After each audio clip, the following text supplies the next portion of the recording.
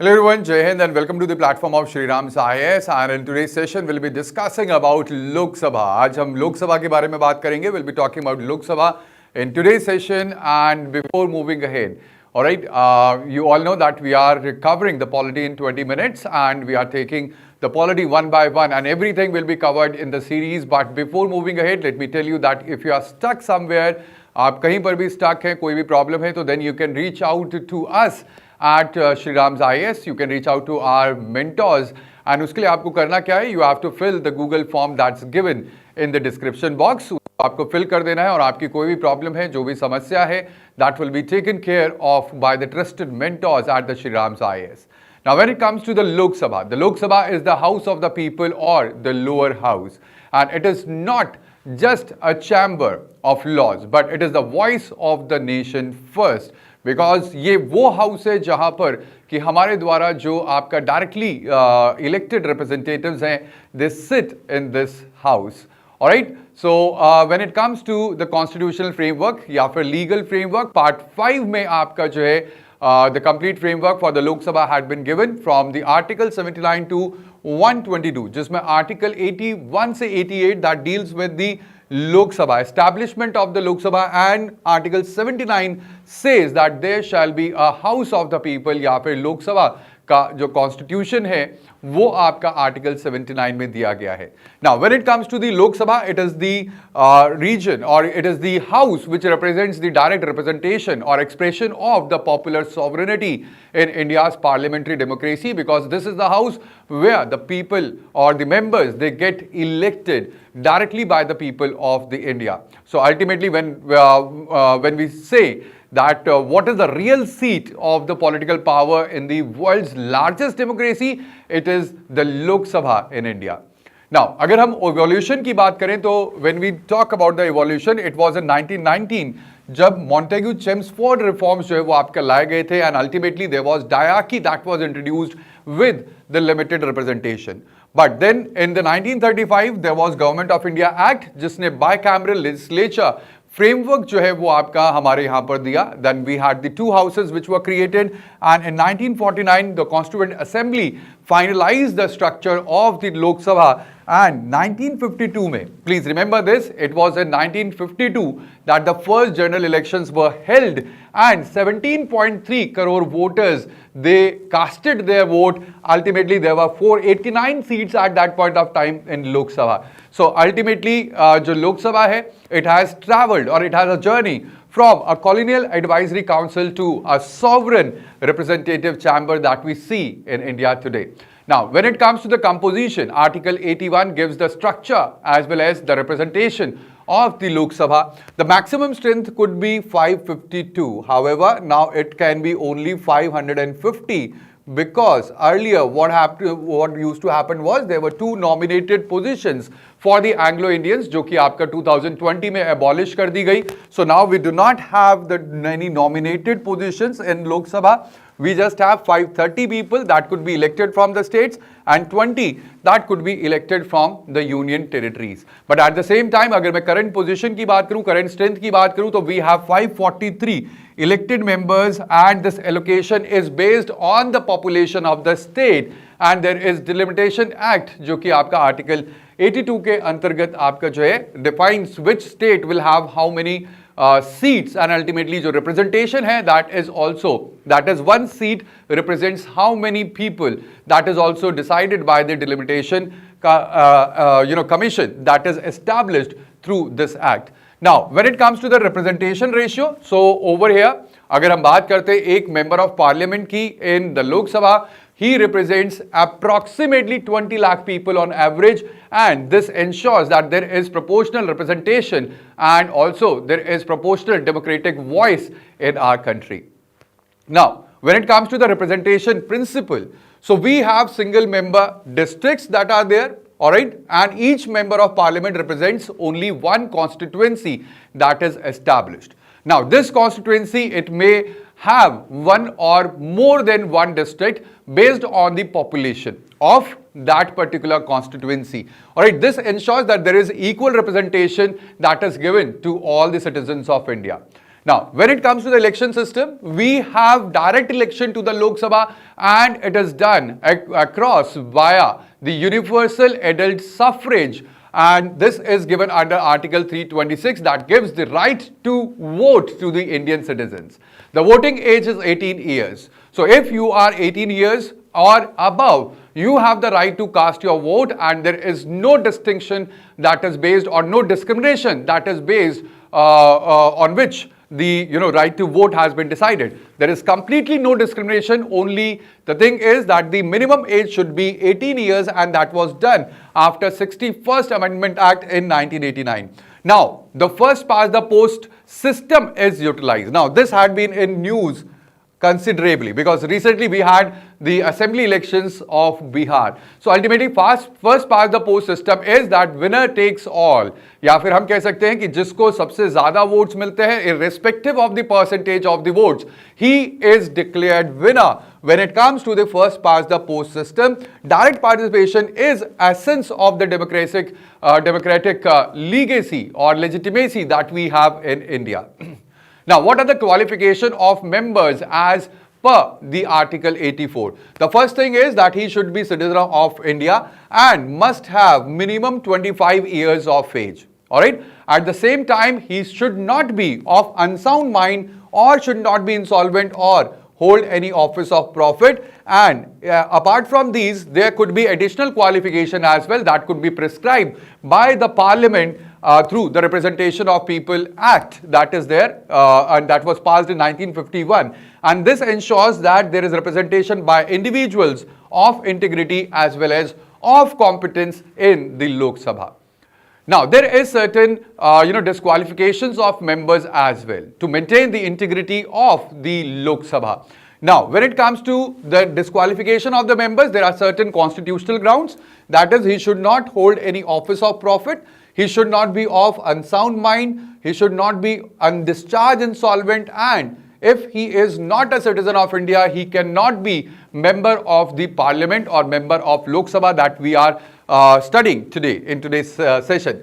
At the same time, Representation of People's Act 1951 lays down the statutory grounds for the disqualification, that is the corrupt practices, disloyalty to the Constitution or anti-defection law violation, and a person can be disqualified on the statutory grounds or on the basis of the constitutional grounds. These provisions ensure that there is proper ethical conduct and there is democratic accountability in the Parliament of India. Now, when it comes to the tenure or renewal of the membership, so that is given under Article 83. The normal tenure is of 5 years from the date of first sitting. At the same time, there could be early dissolution as well, and the Lok Sabha can be dissolved by the President on the Prime Minister's advice as per Article 85, and it could be extended for 1 year at a time during the time of the national emergency, that is when the Article 352 is in force, and after the emergency ceases to exist, there is automatic dissolution after the 6 months. Alright, so Lok Sabha, it reflects that there is periodic renewal of the people's mandate in India. Now, there is Speaker of the Lok Sabha. When it comes to the Speaker of the Lok Sabha, he is the guardian of parliamentary discipline, as well as before the Speaker is elected, there is another Speaker who is called as the Pro Tem Speaker. Alright, there is Pro Tem Speaker as well. Now, there are two important responsibilities of the Pro Tem Speaker. I'll come to the responsibilities later on, but who is Pro Tem Speaker? Pro Tem Speaker is the eldest member of the newly constituted Lok Sabha, and by being eldest member, that is not in terms of years, but in the terms of experience in the being the member of the Lok Sabha. So whoever had a longer tenure being a member of Lok Sabha, he is he is appointed as the Pro Tem Speaker, and his major responsibilities are, he is just like a temporary speaker. Alright, his major responsibilities are for the oath for the newly elected members that are there. So he is the main responsible person who administers the oath to all the newly elected members of the Lok Sabha, and also the election of the Speaker is conducted under the supervision of the Pro Tem Speaker. Now, the speaker is basically, I told you, he is the guardian of the parliamentary discipline in Lok Sabha, and Articles 93 to 97 deals with the office of speaker. Now, he presides over all the proceedings of the Lok Sabha, maintains order and decorum of the house, decides the anti-defection case as per the 10th schedule of the constitution, and certifies if any bill is a money bill or not as per Article 110. And also he is the symbol of parliamentary dignity, and it is the impartiality of the office of the speaker that gives him the position of being a constitutional guardian of the legislative discipline in Lok Sabha. The election is actually, he is elected from among the members in the first sitting itself, and he serves until the next Lok Sabha. Please remember over here, he serves until the next Lok Sabha. Alright, even in the case of dissolution. In the case of dissolution, the members of the Lok Sabha, they will lose their membership, but the speaker will remain in his position until the new Lok Sabha is constituted. Until then, that is till the time duration of the Lok Sabha, he is speaker and he remains in the office itself. Then there is deputy speaker as well. He is also elected from among the members of the Lok Sabha and acts in the speaker's absence. At the same time, this is traditionally, when we talk, traditionally he is from the opposition party, alright, but there is no set constitutional provision for that. Alright, by convention and not by constitutional mandate, he is from the opposition party. Alright, at the same time, he has the same power as the speaker when he is presiding, and he ensures the continuity of the proceedings in the absence of the speaker. So this ensures that there is bipartisan functioning and institutional balance in the parliamentary democracy that we have adopted, that by conventional, the deputy speaker is from the opposition party. Now, there are, when it comes to the dialogues, in a very healthy democracy, it is important that there are dialogues between the government and the opposition, because that is how there is checks and balances which are maintained in a parliamentarian democracy. So we have two different leadership roles when it comes to the Lok Sabha. We have the leader of the house. Usually it is the Prime Minister, and he coordinates between the government and the parliament and also sets the legislative agenda. At the same time, there is leader of opposition.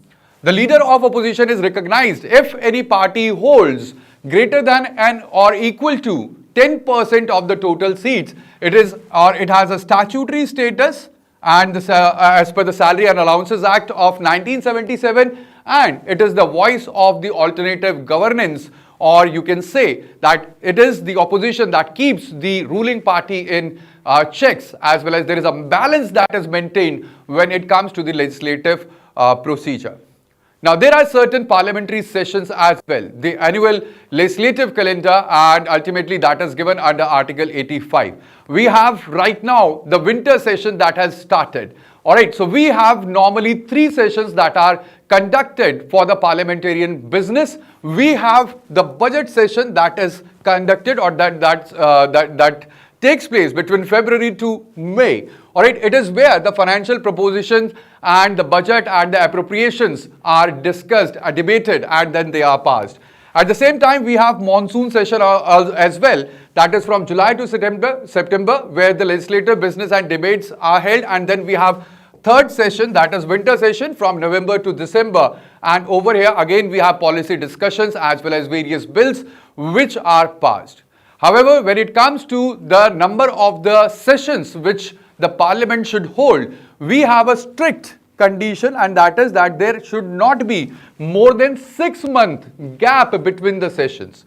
Alright, so ideally, as per the constitution, if you can say that ideally there should be minimum 2 sessions that should be conducted, and we have 3 different sessions: budget session, monsoon, and the winter session that is conducted. And as per Article 108, there could be a joint session as well, where when both the houses they disagree over any kind of legislation, any kind of bill, so at that point of time the joint session can be held by the President of India on the when he calls for the joint session. So that is given under Article 108. Now, when it comes to the decision-making process, we have quorum as well as voting mechanism that is given under Article 100. Now, when it comes to the quorum is actually what? Quorum is actually nothing but it is the minimum attendance that is required for the smooth functioning of the parliament or any house that is there. Whether it is Lok Sabha, whether it is Rajya Sabha, or it is any state legislative house that we are talking about. So every house must have a minimum quorum that is required, and that minimum quorum is actually 1/10 of the total membership of that house. So we have 550 members of the Lok Sabha. The basic, the membership is, or the maximum membership could be 550 members. So we have a quorum of 55 members that should be present for any legislative business. And when it comes to the decision that is taken, it is taken by the majority normally. For any laws, unless it has a special provision that it has to be passed by the special majority. So we have a simple majority, and by simple majority, it is basically when we have the members, we have the members who are present and as well as they are voting. So present and voting, and the number of the majority, or the when it comes to the simple majority, it is simply 50% plus 1 votes minimum. Alright, that is more than 50% of the present and voting members. That is what constitutes the simple majority. So when we have whole house that is functioning, so simple majority would be 272 plus, that would be the simple majority. And ultimately, if there is a tie break between the voting or the votes, so ultimately at that point of time, the speaker or the deputy speaker, if he is presiding and the speaker is absent, so they get a casting vote. And that is only in the condition of a tie break and not normally. So speaker and deputy speaker, they do not vote for in normal instances. Now, when it comes to the Lok Sabha has a financial supremacy because all the money bills, they are introduced and passed by the Lok Sabha. And also the Rajya Sabha can only recommend certain changes or amendments, but at the same time, the Rajya Sabha does not have the power for the money bills. At the same time, the Lok Sabha controls India's consolidated fund or consolidated fund of India, and all revenue and expenditure which are there, they are basically passed, and the appropriation bills are passed by the Lok Sabha itself. And the financial statement, annual financial statement, or the budget that is there as per the Article 112 of the Constitution, that is also passed by the Lok Sabha. And ultimately, this reflects supremacy of this chamber of the parliament, because this is where we have the elected representatives of the people of India who sits here. At the same time, there is secretariat to the Lok Sabha as well. It is an independent body which is headed by Secretary General, and it provides for the administrative and the research support that is required. At the same time, there are certain committees as well. We have statutory committees which are permanent committees, and we have ad hoc committees as well which are temporary committees. And these help, or these committees, they are just like a mini parliament. They help in the legislative process in the Lok Sabha as well.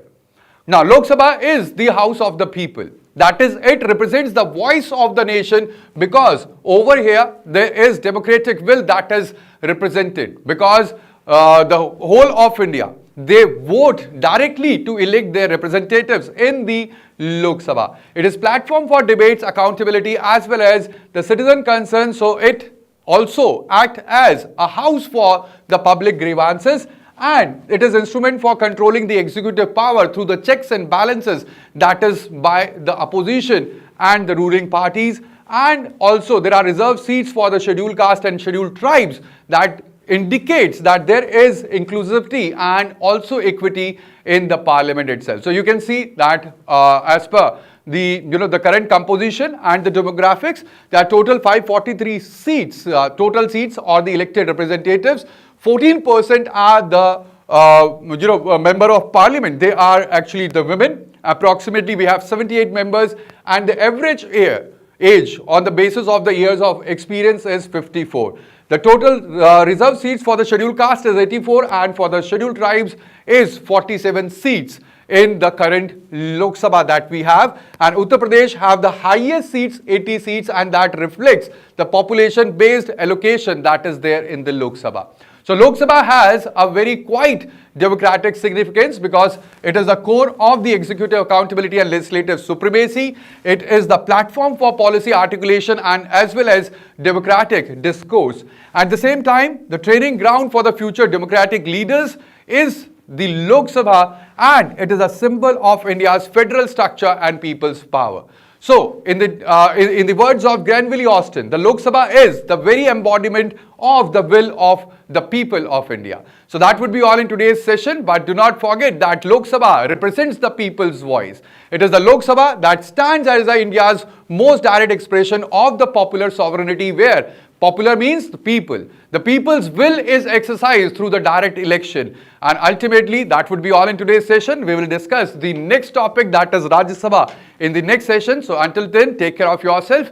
Bye-bye. Take care. Jai Hind. And do not forget to like, share and subscribe to our channel for more such videos in the future. Thank you. Jai Hind.